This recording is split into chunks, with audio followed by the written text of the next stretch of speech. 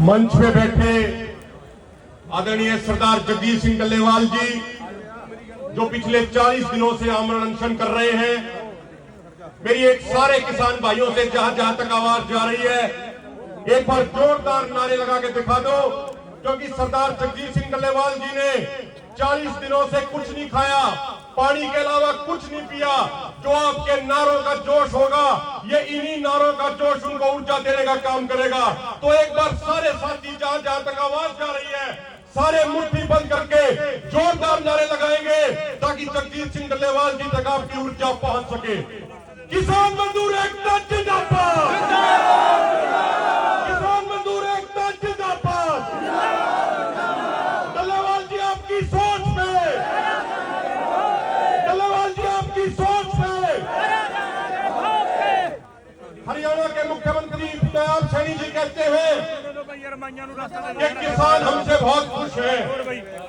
हम पूछना चाहते हैं नायब सिंह सैनी जी से कि अगर हरियाणा का किसान इतना ही खुश होता तो आज जगह जगह बैरिकेड लगा के आपने किसानों को क्यों रोका? आप उनके घरों में जाके किसानों को नजरबंद करने की कोशिश क्यों कर रहे हैं? आप सोचते हैं कि आप बंदूक के दम पे लोकतंत्र को कुचल देंगे, लेकिन आपको हम कहना चाहते हैं नायब सिंह सैनी जी कि ये किसान कौम है, किसान कौम ये ना तो झुकेगी, ना दबेगी और ना ही पीछे हटेगी।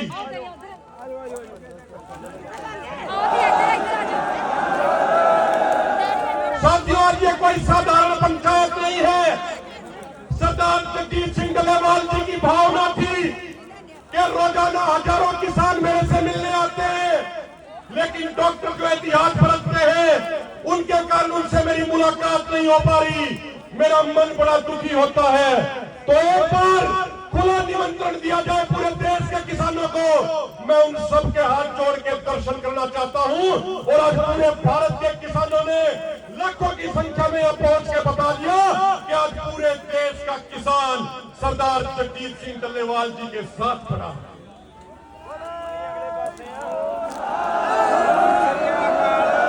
पाटना तक 40 किलोमीटर पीछे तक जाम लगा हुआ है। उस तरफ हरियाणा वाली साइड नरवाना तक जाम लगा हुआ है। नरवाना रेलवे स्टेशन पे सैकड़ों किसानों को गिरफ्तार कर लिया, उनको रोक लिया, लेकिन उसके बावजूद खनौरी मोर्चे पे डल्लेवाल साहब के दर्शन करने के लिए लाखों किसान यहाँ पे पहुंचे हैं।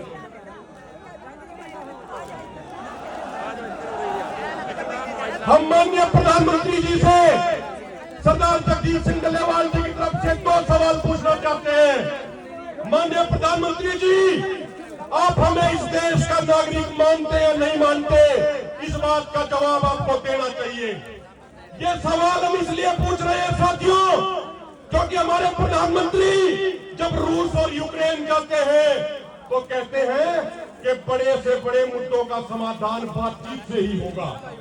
वहां वो गांधीवादी सिद्धांतों की बात करते हैं, वहां वो बातचीत के सिद्धांतों की बात करते हैं, लेकिन इस देश के सबसे बड़े किसान संगठन का मुखिया सरदार जगदीश सिंह डल्लेवाल जी पिछले 40 दिनों से आमरण अनशन पे बैठे हैं, लेकिन हमारे देश की सरकार ने उनसे बातचीत करने की भी कोई कोशिश नहीं करी। इससे ज्यादा दुख और दुर्भाग्य की बात हमारे लिए कोई और हो नहीं सकती। माननीय प्रधानमंत्री जी, आप हर हफ्ते अपने मन की बात करते हैं। मैं कहूंगा मन की बात करते नहीं है, इस देश के ऊपर अपने मन की बात जबरदस्ती थोप रहे हैं। हम आपसे प्रार्थना करना चाह रहे हैं कि एक बार इस देश के किसान की मन की बात भी सुन लीजिए। एक बार सरदार जगदीश सिंह डल्लेवाल जी की मन की बात भी सुन लीजिए। खाली अपनी बात थोपने से काम नहीं चलेगा।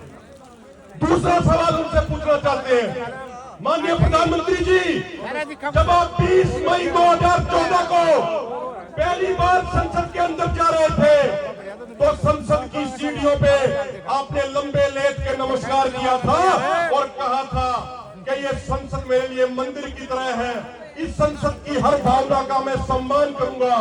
तो आज हम आपसे पूछना चाहते हैं माननीय प्रधानमंत्री जी, उसी संसद की खेती बाड़ी के विषय पे बनी स्थायी समिति ने अपनी रिपोर्ट में कह दिया, 31 सांसदों ने सर्वसम्मति से कह दिया कि इस देश के किसानों के लिए एमएसपी गारंटी कानून बनाया जाना चाहिए, तो आज इस देश का किसान प्रधानमंत्री मोदी जी से पूछता है कि आप उसी संसद रूपी मंदिर का सम्मान करोगे या नहीं करोगे?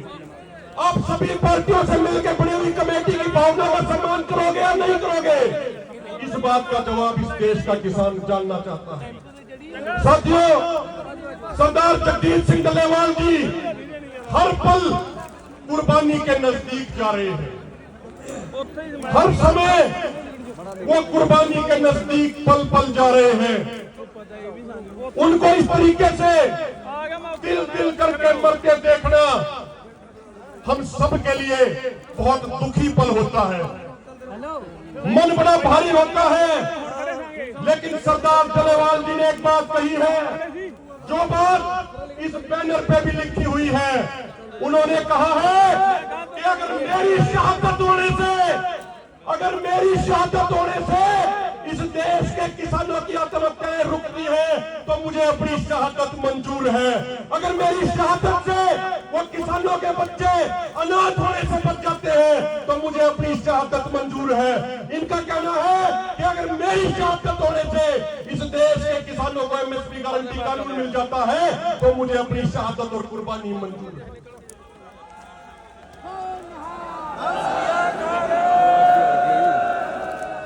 साथियों, सरदार जगजीत सिंह डल्लेवाल जी ने 40 दिनों से कुछ नहीं खाया, उन्होंने भोजन का त्याग कर दिया।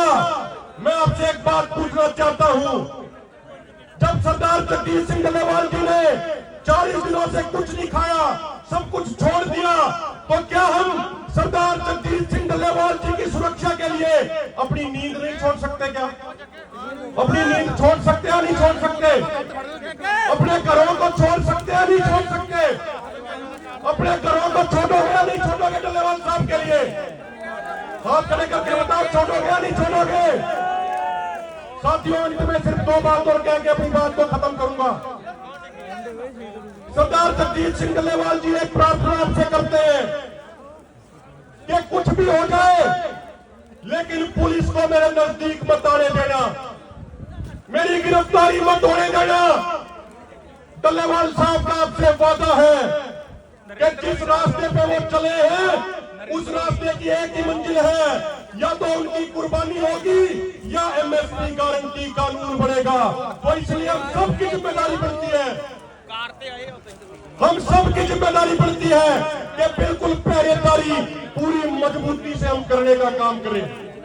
अंत में कुछ नारे लगवा के मैं अपनी बात को खत्म करूंगा और इतनी प्रार्थना आप सबसे करूंगा। साथियों, किसी तरीके की ढिलाई नहीं बरतनी। सरदार डल्लेवाल जी भी अभी अपना संदेश देंगे, जरूरी संदेश वो आपसे साझा करेंगे।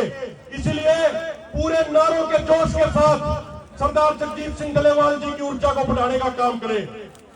किसान मजदूर एकता जिंदाबाद। अपने अपने झंडे भी ऊपर कर ले एक बार सारे साथी अपने अपने झंडे ऊपर कर ले, जहां तक भी आवाज जा रही है।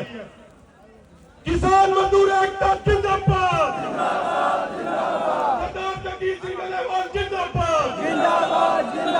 सरदार जगजीत सिंह डल्लेवाल जिंदाबाद। डल्लेवाल जी आपकी सोच पे, डल्लेवाल जी आपकी सोच